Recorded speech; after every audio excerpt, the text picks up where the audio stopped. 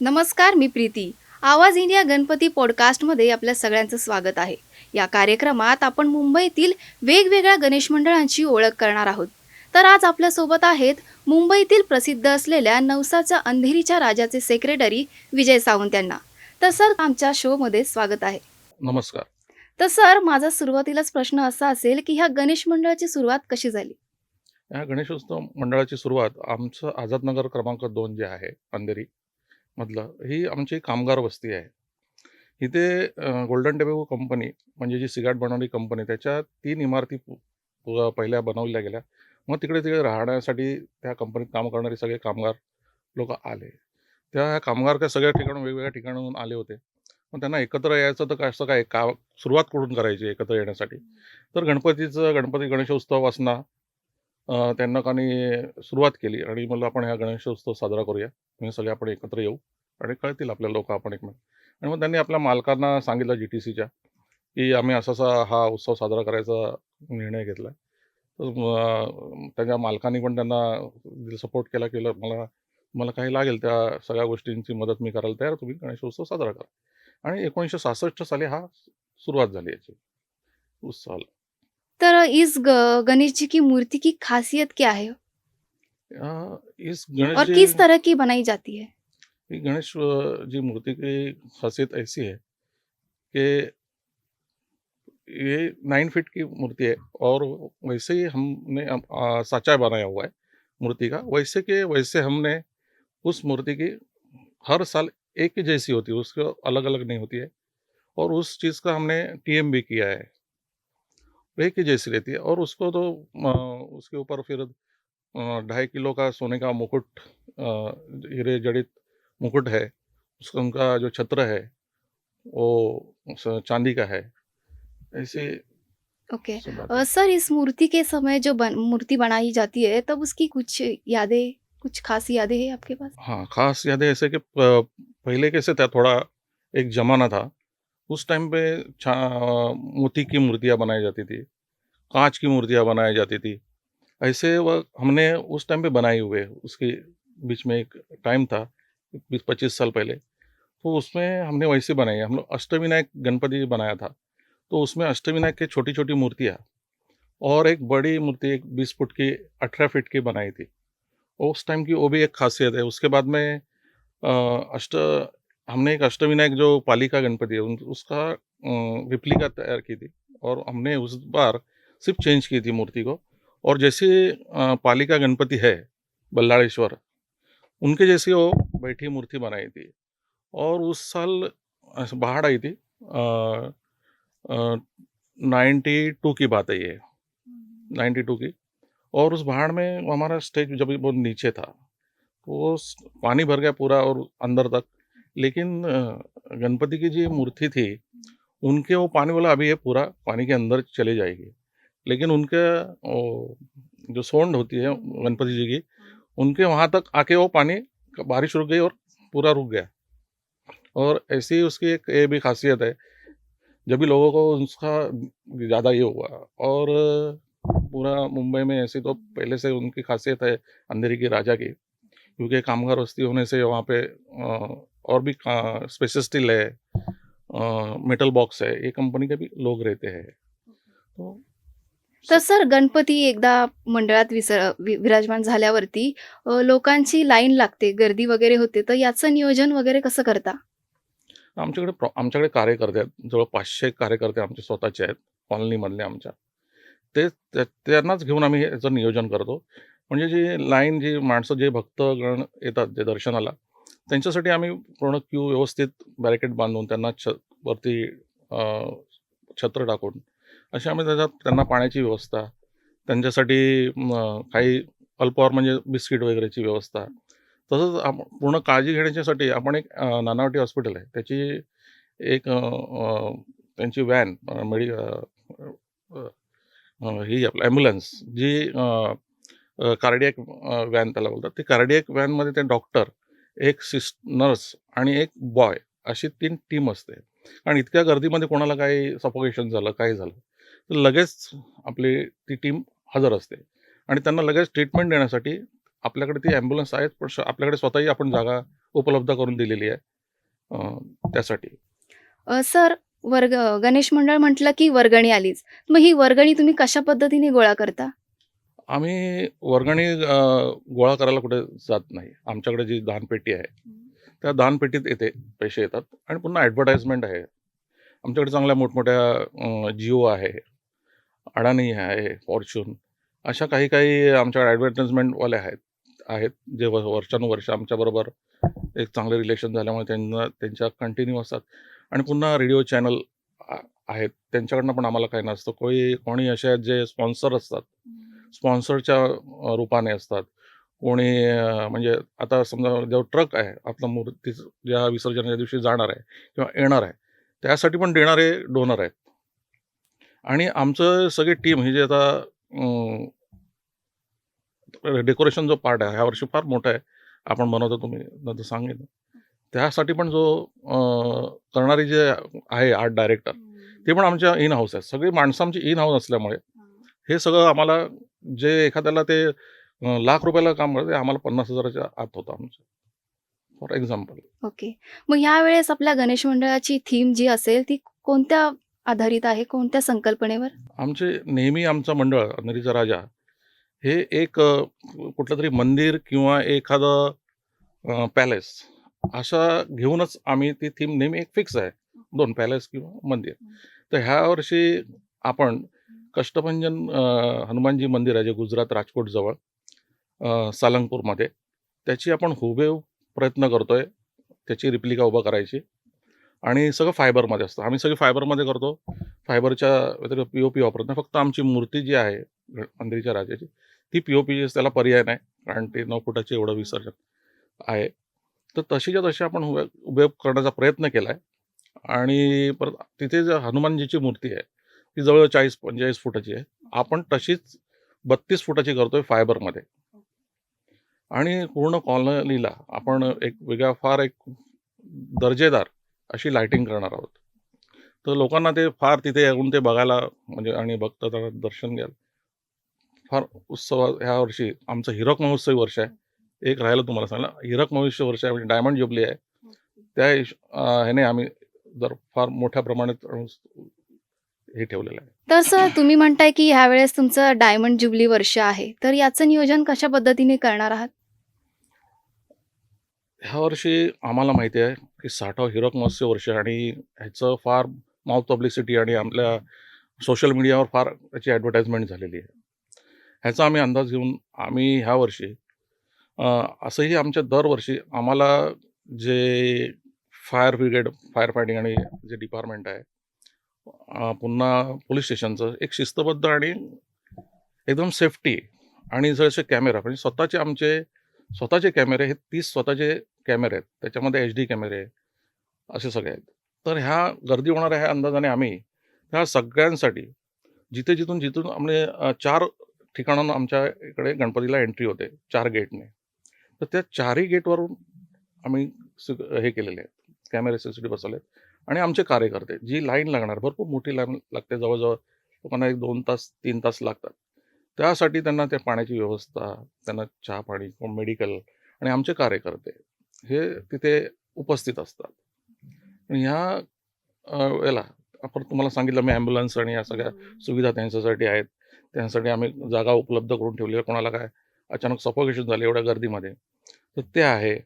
आणि खास म्हणजे काय आमच्या इथे जो गणपतीचा चरण दर्शन आहे, तर त्यांना चरणापर्यंत दर्शन दिलं जातं. तर त्या चरणापर्यंत दर्शन देताना थोडासा वेळ जातो.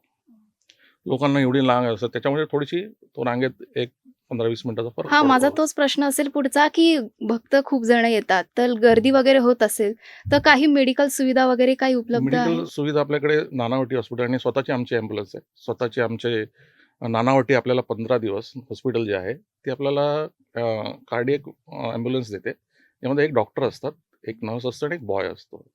शिवाय आमच्या कॉलनीतले 3-4 मुलं कॉलनीतच राहणारी डॉक्टर झालेली आहेत. ती आपल्याला आपल्या हिशोबाने तिथे व्हिजिट देतात. त्यांच्याकडे जो वेळ मिळतो, त्या येऊन तिथे बसलेले असतात. तर त्यांना काही इमर्जन्सी आली आणि होतंच दरवर्षी 2-2, 2-2, तिघं जणांना काही प्रॉब्लेम येतो म्हणजे सफोकेशन होतं. मग आम्ही करतो, तिथे ॲम्ब्युलन्स त्यांना लगेच ट्रीटमेंट दिली जाते. आपल्या इकडे स्वतःचा आपला बँक्वेट हॉल आहे 2 माळ्याचा, 2 फ्लोअरचा. तर तिथे आपण बेड लावून त्यांची व्यवस्था तिथे करतो. म्हणजे काय इमर्जन्सी लागलं, काय सर्व त्यांचे आय-बी द्यायचं, काय आहे, सलाईन, तर आपण तिथे त्यांना देऊ शकतो, अशी व्यवस्था त्यांची केलेली आहे.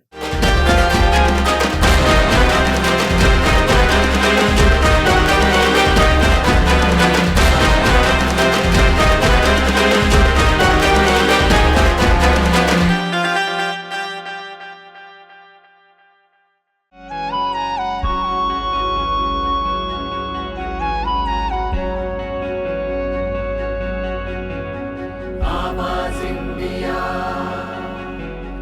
आवाज इंडिया, आवाज इंडिया, आवाज इंडिया, इंडिया, आवाज इंडिया, आवाज इंडिया,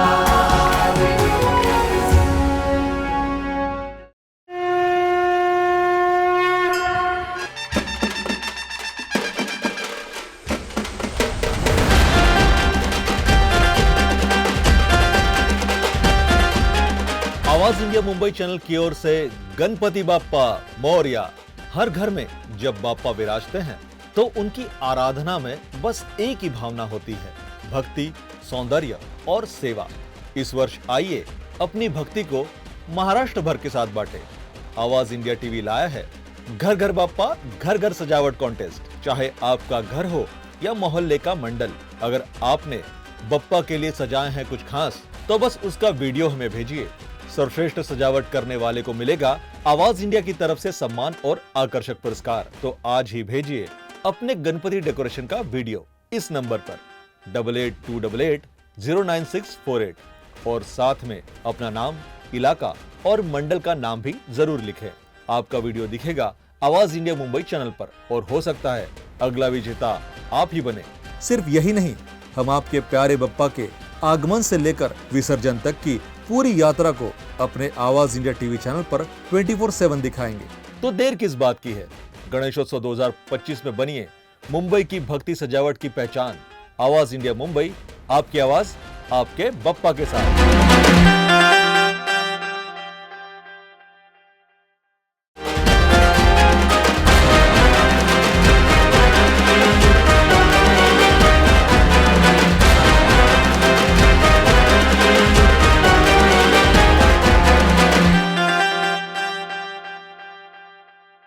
सर, एकदा बाप्पा विराजमान झाल्यावरती भक्तांमध्ये आरतीची उत्सुकता असते. तर त्याचं नियोजन कशा पद्धतीने कराल, या काय सांगायला हवी? आमच्या इकडे आरतीसाठी फार लोकं नुसते आम्हाला हे करत असतात, आम्हाला आरती हवी, थोडी 1 मिनिटं अर्धा सेकंद द्या. पण आम्ही काय केलंय, कार्यकर्ते असतात. वर्षभर सगळ्या ह्याच्यासाठी ते लोकं कार्य करत असतात आणि त्यांना पण ती हवी असते आरती. मग आम्ही काय करतो, आरती सुरू झाली तर आम्ही एक 10 मिनिटाची आरती ठेवली आणि त्या आरतीचं असं आहे, दुपारची 12:30 आणि रात्रीची 8 वाजता किती मोठा व्ही-आय-पी आला, तरी ती त्याच वेळेला सुरू होते. किती कोणी मोठा व्ही-आय-पी असू दे, काही असू दे. ते आम्ही त्याच वेळेला सुरू करतो, थांबत नाही आरती, की अजून 10 मिनिटं नंतर 15 मिनिटं असं नाही. आणि ती आरती सुरू झाल्यावर आम्ही सगळे सुरुवात करतो. कोण मानकरी असेल, मूर्तीचा देणारा मानकरी आहे, तो मोठा, त्याला मोठे-मोठे ॲडव्हर्टाइजमेंट त्यांना आले असतील, तर त्यांच्यापासून ती सुरुवात करतो. आणि मग आम्ही सगळे आमचे कार्यकर्ते आम्ही घेतो, महिला कार्यकर्ते आहेत त्यांना जाऊन, मग थोडंसं बाहेरचे पण भक्तगण आलेले असतात, त्यांना त्याच्यामध्ये मिळाला तर ते पण घेतात आणि मग असं पीसफुली आम्ही ते सगळ्यांना हे करतो. सर, बाकीचे सगळे गणेश मंडळ आहेत ते 10व्या दिवशी विसर्जन करतात. पण आपल्या मंडळाची काय खासियत आहे, की ते संकष्ट चतुर्थीच्या दिवशी विसर्जित केलं जातं? ह्या आता मग मी तुम्हाला सांगितलं, की आमची ही कामगार वस्ती आहे. जवळ-जवळ 18 ते 20 बिल्डिंग आहेत तिथे. सगळे कामगाराच्या त्या लोकं राहतात. एक 76-78च्या दरम्यान सगळ्या कामगारांचा स्ट्राईक झाला होता. त्या डीपली जाऊ शकत नाही, शॉर्टमध्ये तुम्हाला सांगतो फक्त ती स्टोरी. तर स्ट्राईक झालं होतं, लोकं म्हणजे 6 महिने 7 महिने असा चालला तो. तर त्यावेळी लोकांना आपली घरं भाड्याने देऊन बाहेर गेले इकडे-तिकडे. कोण गावी गेलं, कोण भावाकडे गेलं, म्हणजे जॉइंटमध्ये राहिलं. तर त्यावेळेस असं झालं, की त्या सगळ्यांनी गणपतीला साकडं घातलं, की आमचा हा स्ट्राईक संपू दे आणि आम्हाला सगळे मुलं-बाळं आमची जे असतील ते बाबा शिक्षणाची बाकी आमच्याकडे खाण्याचे पण वांदे झालेले आहेत. मग त्यावेळेला त्या लोकांनी सांगितलं, की आम्ही जर ही आमची इच्छा पूर्ण झाली, तर आम्ही 4 दिवस तुला अजून तुझी सेवा करू. आणि मग काय झालं ते 4 दिवसामग आम्ही काय अनंत चतुर्दशीच्या ऐवजी आम्ही संकष्टी चतुर्थीला त्याचं विसर्जन करतो. आणि ती झाली ती प्रथा पुढे तशीच कंटिन्यू झाली. आमच्या वडिलांनी सुरुवात केली. त्याच्यानंतर एक अजून आम्ही तिसरी पिढी आहोत. तर त्यांनी पण ती कंटिन्यू करून मग आता आम्ही पण तीच प्रथा ठेवली आहे पुढे. ओके. म्हणजे या गोष्टीमुळे अंधेरीचा राजा हा नवसाला पावतो हे असं सगळे हां, म्हणतात. हां. ते कामगारांचं सगळंच त्यावेळेला अच्छा. सुटला प्रश्न. तर सर यावर्षी आपण आगमनाची काय व्यवस्था केली आहे? यावर्षी आमचं डायमंड ज्युबिली वर्ष असल्यामुळे सगळ्यांना कार्यकर्त्यांनी एकाच सेम एक कुर्त्याची थीम ठेवलेली आहे, एक टी-शर्टची ठेवलेली आहे. तर सगळ्यांनी महिला ज्या मंडळ आहेत, महिला ज्या आहेत, त्या नऊवारी साड्या नेसणार आहेत आणि आम्ही दरवेळेला रात्रीचा गणपती आणतो. ह्यावेळेला आम्ही संध्याकाळचा आणणार आहोत आणि तो संध्याकाळचा वाजत-गाजत आणणार आहोत आणि पारंपरिक पद्धतीने पारंपरिक.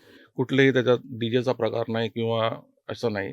एकदम आपलं जे पद्धती आहेत, मराठमोळे पद्धतीने त्याचं आगमन करणार आहोत आणि लेझिम पथक पण असणार आहे त्याच्यात आणि आपण त्याची नेऊन 24 तारखेला आम्ही आणणार आहोत.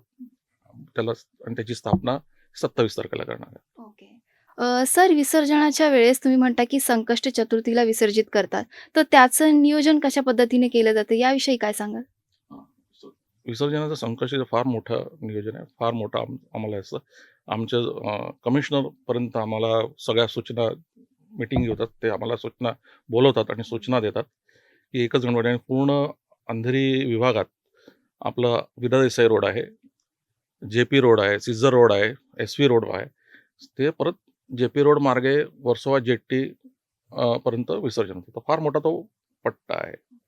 तर तो विसर्जनाचा आम्ही काय करतो 10 वाजता आमच्या कॉलनीतनं बाहेर पडतो रात्री. त्याने काय होतं एक ट्रॅफिक कमी होतं. पोलिसांना पण थोडं मॅनेज करायला ट्रॅफिकला पण बरं पडतं आणि असा हा काळ आम्ही सगळं स्वागताला लोकं प्रत्येक ठिकाणी म्हणजे 20-20, 15-15, 20-20 फुटावर ह्या स्वागताला उभे असतात. आता आंबोलीचं चर्च आला, मग तिथून एस-व्ही रोड आला. ते मार्केटमध्ये आपलं मोठं मार्केट ज्वेलर्सवाले आहेत. ते सगळे लोकं एकदम प्रत्येक दुकानदार हा तिथे स्वागताला मोठमोठे हार घेऊन तिथे उभे असतात आणि पूर्ण खाणं त्यांना वाटप असतं. कोणी त्यांनाही वाटतं की आपल्या ह्याच्यातनं कोणी उपाशी जाऊ नये आणि असं करत हा कमीत कमी 18 तास आमची मिरवणूक चालते. आणि त्याच्यासाठी पण आम्ही उपाययोजना केल्यात म्हणजे जे भक्तगण असतात त्यांचा पण आम्ही इन्शुरन्स केलेला आहे. ओके. ह्याच्यात येणार आहे. काय झालं तर त्याला तो इन्शुरन्स दिला भक्तांचा आणि जसा मंडप आहे आमचा तिथे पण येणाऱ्या भक्तांचा आपण इन्शुरन्स केलेला आहे. आणि ही अशी वाजत गाजत आता तो काय होतं आम्ही जेव्हा काढतो तो अंधेरीकरांचा सगळ्या लोकांचा तो गणपती होतो, तो हां. राजा होतो आणि मग तो आपापल्या परीने शिस्तबद्ध पद्धतीने जो तो स्वागत करतो आणि त्याला पुढे पुढे नेत असतो. मग ते शेवटी वर्सोवा गाव आला की पूर्वीपासून एक अशी प्रथा आहे ती आमची की ते वर्सोवा गावातले लोकच त्याचं आगमनाला घेऊन आतमध्ये घेतात. ओके. ते लोक असतात आणि त्यांच्या हस्ते त्याची जी शेवटी आरती होते विसर्जनाच्या अगोदर ती त्यांच्या गावातल्या भावे कुटुंब आहे वर्सोवातले त्यांच्या हस्ते ती आरती होऊन मग विसर्जनाला जाते. सर एकदा बाप्पा विराजमान झाल्यावरती कोणते सामाजिक उपक्रम किंवा असे कोणते उपक्रम असतील जे तुम्ही राबवतात? आमच्याकडे स्वतःची आमची जिम आहे, स्वतःची ॲम्ब्युलन्स आहे. पुन्हा आमचं स्वतःचं सभागृह आहेत 2 माळ्याच्या आणि आमचं एक बेड नानावटी हॉस्पिटल आहे. त्या नानावटी हॉस्पिटलमध्ये आमची स्वतःची मंडळाची बेड आहे एक स्वतःची कायमस्वरूपी. जी GTC कंपनी होती ती अगोदर कामगारांसाठी होती. त्यांनी मग आम्हाला मंडळाला दिली. आम्ही घेतली त्यांच्याकडे आणि ती एक तशी आहे. एक फुटबॉल अकॅडमी आहे आमच्याकडे ज्याचे कोच हे रेल्वेचे कॅप्टन आणि इंडियाच्या टीमचे गोलकीपर होते असे आणि त्याच्यामध्ये 6 वर्षापासून मुलं येतात पुढची टीम. ही अशी आमची अशा बरेच विविध कार्यक्रम असतात उपक्रम मुलांसाठी. आम्ही मुद्दामून खेळाच्या मैदान म्हणजे ते स्पोर्ट्स डे ठेवतो आम्ही जानेवारीमध्ये. सगळ्या वयाच्या त्यामध्ये महिलांपासून सगळ्यांना आम्ही त्या खेळांमध्ये इन्व्हॉल्वमेंट देतो. जे 10वी 12वी आणि स्पेशलाइज कशात केलेलं आहे त्यांच्या सगळ्यांचा आम्ही सत्कार करतो. सर, यंदा गणेश मंडळाचं 60वं वर्ष आहे. तर यावेळेस तुम्ही काय वेगळं असं करणार आहात? आम्ही वेगळ्या अशा तर बऱ्याच गोष्टी आहेत, पण त्यातला एक आवर्जून मला सांगावसं वाटतं, की आम्ही एक लोगो बनवला. एक अच्छा. लोगो म्हणजे 60व्या वर्षीचा कसा असावा, जसं 50व्या वर्षी पण आम्ही ठेवलं होतं. आम्ही 60व्या वर्षासाठी पण तसा बनवायला. त्यासाठी आम्ही लोकांना आव्हान केलं, की आणि ह्याचे जे आव्हान केलं तर आम्ही पूर्ण जगभरात केलं, म्हणजे जे आहेत त्यांना सगळ्यांना. आणि त्यामधून 400 लोकांनी ह्याच्यात भाग घेतला. ह्या 400 लोकांनी भाग घेतला आणि त्याच्यामध्ये जे दिले होते सगळ्यांनी आपले लोगो आम्ही साईटवरच मागवलं. आमच्या मंदिरच्या राजा साईटवर सगळ्यांनी ते पाठवले. तर त्या आम्ही त्या 400 सगळ्यांची लोक आल्यानंतर आम्ही अगोदरच आमचे जे प्रमुख मार्गदर्शक आहेत मंडळाचे, शैलेश फणसे यांचे जे स्कूल ऑफ आर्ट्स आहेत ना, त्याच्यामध्ये तिकडचे गोल्ड मेडलिस्ट आहेत. ते फार अगोदर त्यांचं झालेलं आहे. मग आता त्यांचे बिझनेस त्याच्यामधलाच संबंधित बिझनेस आहे. त्यांना आम्ही परीक्षक म्हणून नेमलं आणि त्यांनी सिलेक्ट केला तो लोगो. तर त्याच्यामध्ये त्यांनी सांगितलं कशा गोष्टी आहेत, कशा सिलेक्ट केल्या जातात. आम्ही बिलकुल इंटरफिअर नाही केलं. आम्हाला आवडलेले भरपूर अजून पण होते त्याच्यात. पण त्यांनी सांगितलं तोच आम्ही सिलेक्ट केला. आम्ही त्याच्या व्यतिरिक्त नाही. असा हा 60व्या वर्षाचा जो लोगो आहे, हा पण ह्या वर्षीचा आम्ही स्पेशल सगळीकडे हायलाईट केला आहे. मग तो असणार आहे जिकडे-तिकडे. जसं त्याचा फ्लॅग बनवला आहे आम्ही. त्या फ्लॅगवर आहे आगमनाला, विसर्जनाच्या वेळेला. टी-शर्टवर असणार आहे. जे आमच्या कार्यकर्त्यांना आम्ही टी-शर्ट देणार आहोत, त्याच्यावर तो असणार आहे. तर हा एक फारच म्हणजे ती गोष्ट सर, यंदाचं गणेश मंडळाचं हे 60वं वर्ष आहे. तर तुम्ही सोशल मीडियाद्वारे लोकांना काय सांगाल? सोशल मीडियाद्वारे आम्ही पोहोचवण्याचा आपण प्रयत्न करत असतो. कारण का हे सगळं जे ज्येष्ठ नागरिक असतात, त्यांना ते कुठे जाऊ शकत नाहीत. त्यांना घर बसल्या त्यांनाही दर्शन मिळावं, दोन्ही आरती मिळाव्या, दुपारची आणि संध्याकाळची. तर ह्यासाठी आम्ही ते आपल्या टी व्हीच्या माध्यमातून एक आम्हाला चॅनल दिलं जातं. त्या चॅनलवर पूर्ण 24 अवर्स लाईव्ह आहे. पुन्हा आपलं ह्या वर्षी म्हणजे गेली 3 वर्ष आपण रेल्वेमध्ये जे रेल्वेज आहेत आपली डहाणूपर्यंत, इथून कर्जतपर्यंत, चर्चगेट ह्या ज्या ट्रेनमध्ये आपल्या गणपतीचं लाईव्ह दिसणार आहे. शिवाय जिथे-जिथे जितके मुंबईतले स्टेशन्स आहेत, रेल्वे स्टेशन्स आहेत, त्या रेल्वे स्टेशनवरच्या तिकीट काउंटरच्या बाजूला एक टीव्ही स्क्रीन असते. त्या टीव्ही स्क्रीनवर सुद्धा आपलं लाईव्ह दिसणार आहे. आणि मागे 1-2 वर्ष आता आमचा जिओ सिनेमा आहे, त्यांनी आरती आमची लाईव्ह केली होती. जशी ते जिओ सिनेमा तुळजापूरची, शिर्डीच्या साईबाबाची, अष्टविनायक सिद्धिविनायकची करतात, तशी आमची सुद्धा ते लाईव्ह करतात. ह्या वर्षी पण आमचं बोलणं चालू आहे. तर तशा प्रकारे आम्ही लोकांपर्यंत जास्तीत जास्त ते पोहोचवू शकतो, जे येऊ शकत नाही. ज्यांना दर्शन आपलं अंधेरीचा राजाच्या घरून मिळू शकतं. आणि आमचं यूट्यूब स्वतःचं आहे, ओके. चॅनलवर पण आमचं चालू असतं. तर जगभरात लोक बघतात, येऊ शकत नाहीत ते आणि अशा प्रकारे त्याचा आशीर्वाद घेतात. सर, आमच्या कार्यक्रमात तुम्ही सहभागी झालात त्याबद्दल धन्यवाद. आपले फार आभार की आपण आम्हाला हा मौका दिला तुमच्या चॅनलवर येऊन आम्हाला आमच्या मंडळाला तुमच्यापर्यंत पोहोचवायचा. त्यावर तुमचंही फार फार आभार आहे.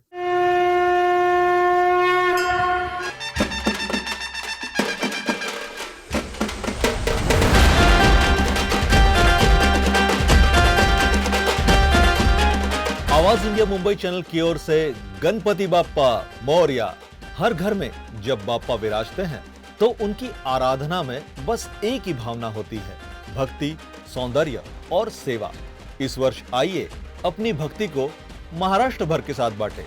आवाज इंडिया टीवी लाया है घर घर बाप्पा घर घर सजावट कॉन्टेस्ट। चाहे आपका घर हो या मोहल्ले का मंडल, अगर आपने बप्पा के लिए सजाए हैं कुछ खास तो बस उसका वीडियो हमें भेजिए। सर्वश्रेष्ठ सजावट करने वाले को मिलेगा आवाज इंडिया की तरफ से सम्मान और आकर्षक पुरस्कार। तो आज ही भेजिए अपने गणपति डेकोरेशन का वीडियो इस नंबर पर 8828809648 और साथ में अपना नाम, इलाका और मंडल का नाम भी जरूर लिखें। आपका वीडियो दिखेगा आवाज इंडिया मुंबई चैनल पर और हो सकता है अगला विजेता आप ही बने। सिर्फ यही नहीं, हम आपके प्यारे बप्पा के आगमन से लेकर विसर्जन तक की पूरी यात्रा को अपने आवाज इंडिया टीवी चैनल पर 24/7 दिखाएंगे। तो देर किस बात की है, गणेशोत्सव 2025 में बनिए मुंबई की भक्ति सजावट की पहचान। आवाज इंडिया मुंबई, आपकी आवाज आपके बप्पा के साथ।